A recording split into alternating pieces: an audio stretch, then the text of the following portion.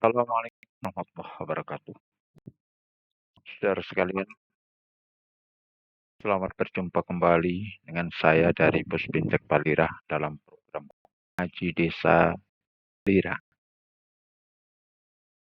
Pada seri yang ke-52 ini,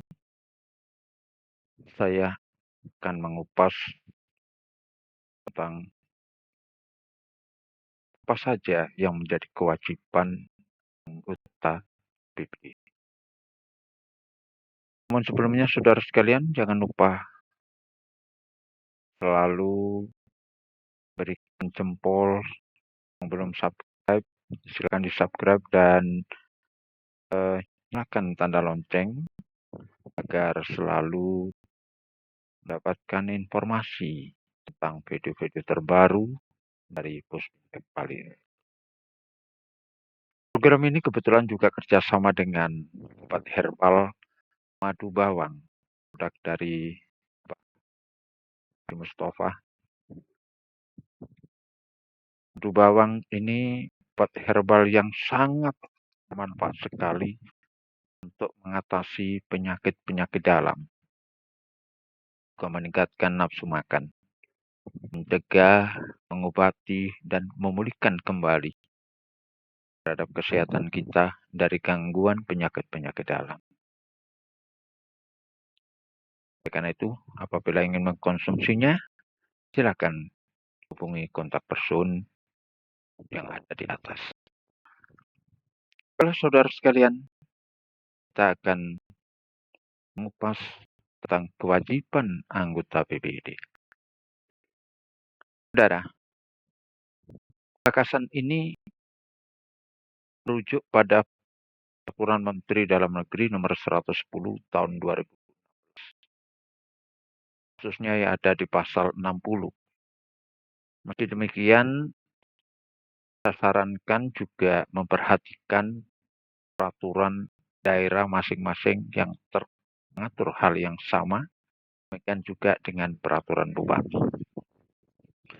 Samping itu,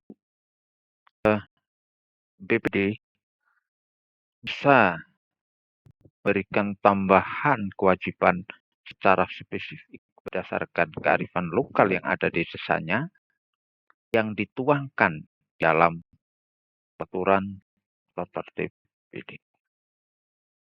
Baiklah saudara sekalian, saya akan uraikan satu persatu apa yang menjadi kewajiban bagi seorang anggota BPD.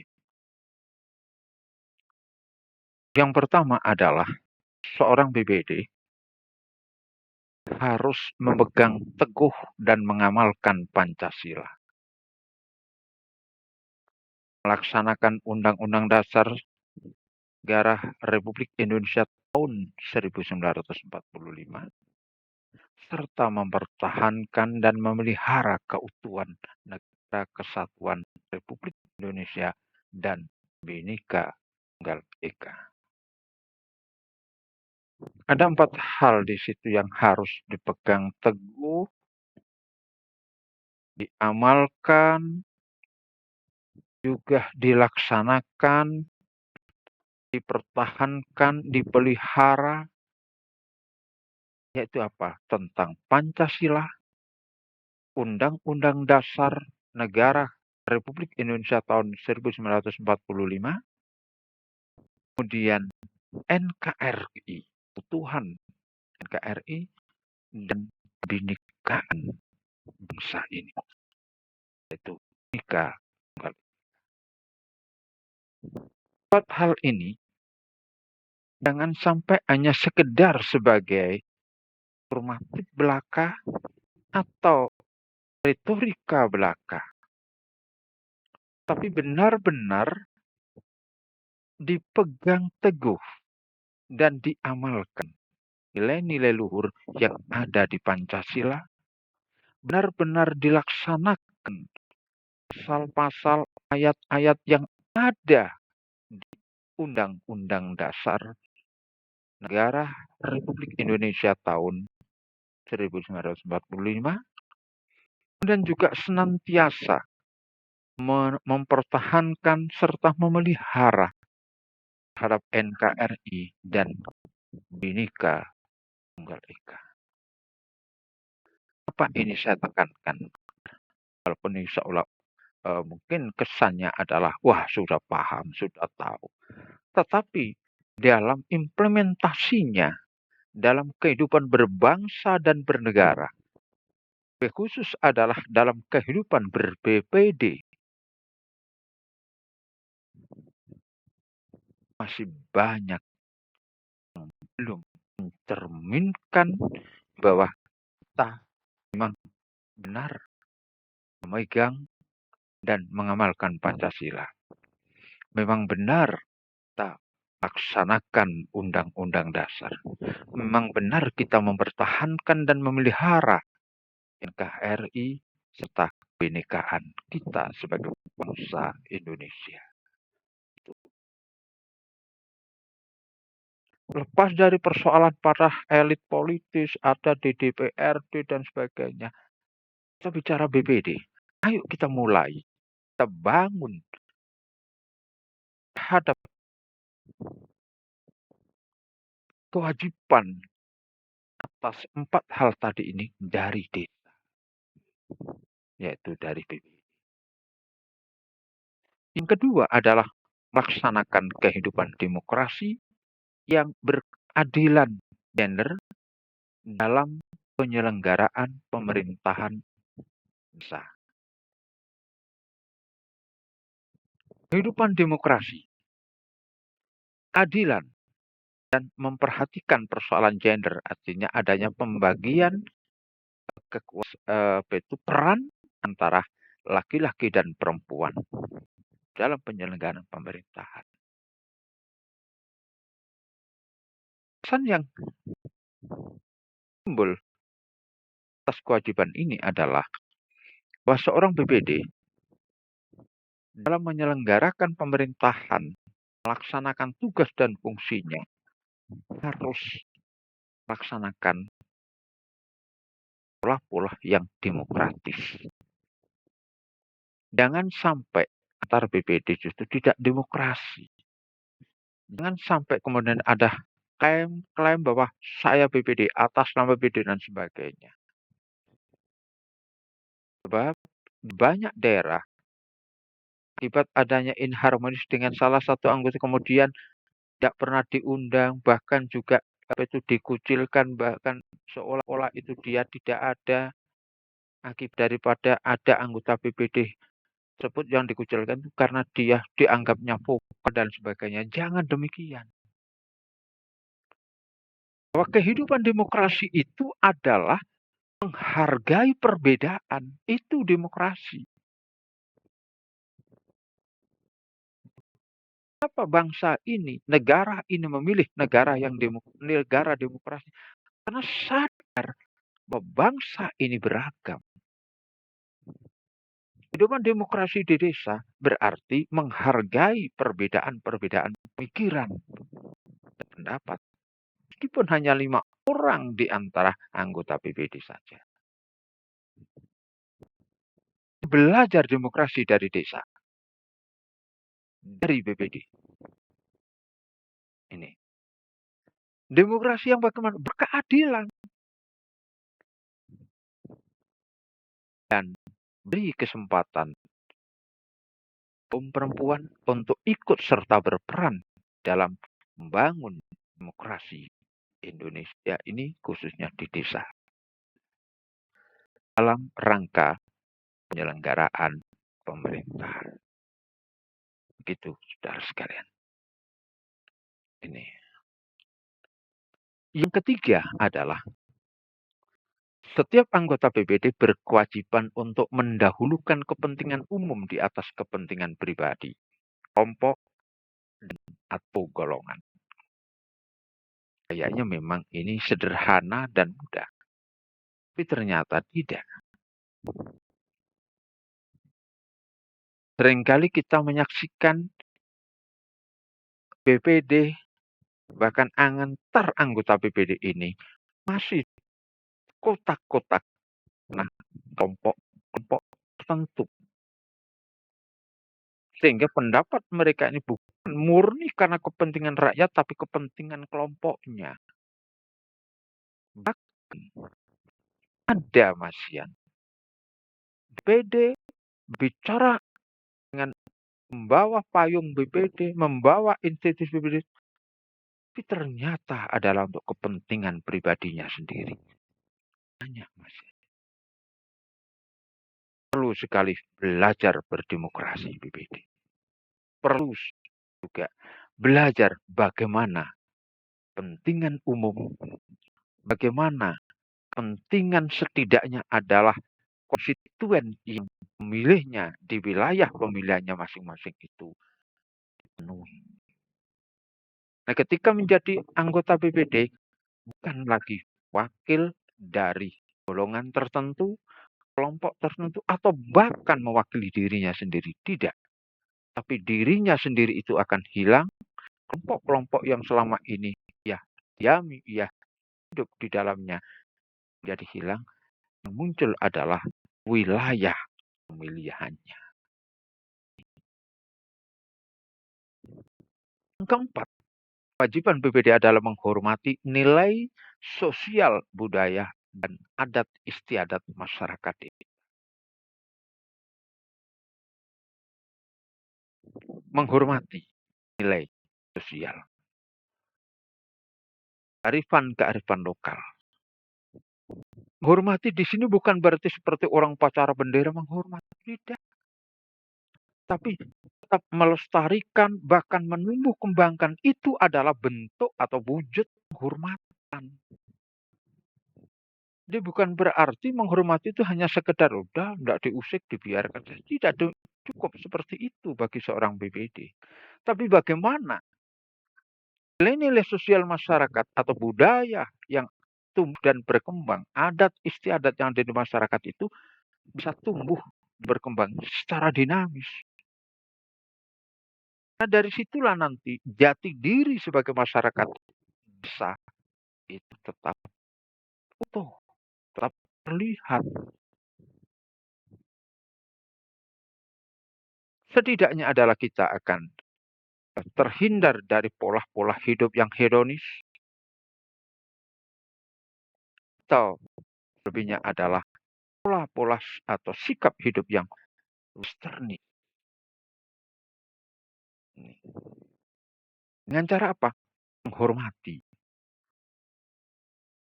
etika, norma, dan menghormati nilai-nilai sosial, budaya, adat istiadat yang ada di masyarakat. Yang kelima adalah kewajiban BPD menjaga norma etika dalam hubungan kerja dengan lembaga pemerintah desa dan lembaga desa lainnya. Terhadap pemerintah desa dan kelembagaan desa lainnya, BPD harus mampu menjaga norma dan etika dalam apa? Dalam berkomunikasi, dalam berhubungan, dalam membangun kerjasama, dalam membangun sinergi, sehingga dengan hubungan yang harmonis, dengan hubungan yang baik antara BPD dengan pemerintah desa, antara BPD dengan seluruh kelembagaan desa, diharapkan kepentingan masyarakat akan bisa diwujudkan. Apa itu kepentingan masyarakat? Endingnya adalah kesejahteraan, keadilan sosial. Nah, saat ini semakin langka masyarakat untuk memperoleh keadilan, bahkan di tingkat desanya. Semakin sulit pula masyarakat menginginkan kesejahteraan yang tentunya itu menjadi tanggung jawab pemerintah desa. Semakin sulit. Kenapa ya? Karena program-program desa dana-dana yang ada di desa cenderung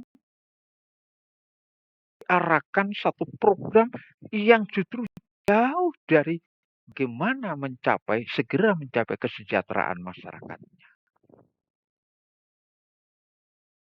Aparatur yang di desa lebih berpikir tentang, oh fisik ini, infrastruktur ini, infrastruktur ini. Udahlah, selesaikan. Hentikan cara-cara berpikir seperti ini. Bagaimana untuk memberdayakan masyarakatnya sehingga masyarakat benar-benar berdaya untuk mensejahterakan dirinya, keluarganya. Itu penting.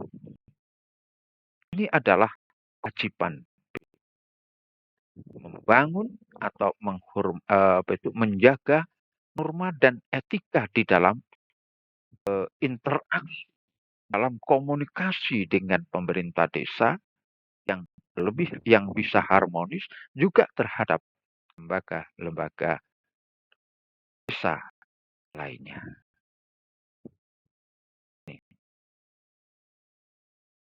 Yang keenam, terakhir adalah mengawal aspirasi masyarakat, menjaga kewibawaan dan kestabilan penyelenggaraan pemerintahan desa, serta melaporkan penyelenggaraan pemerintahan desa berdasarkan kelola pemerintah desa yang baik.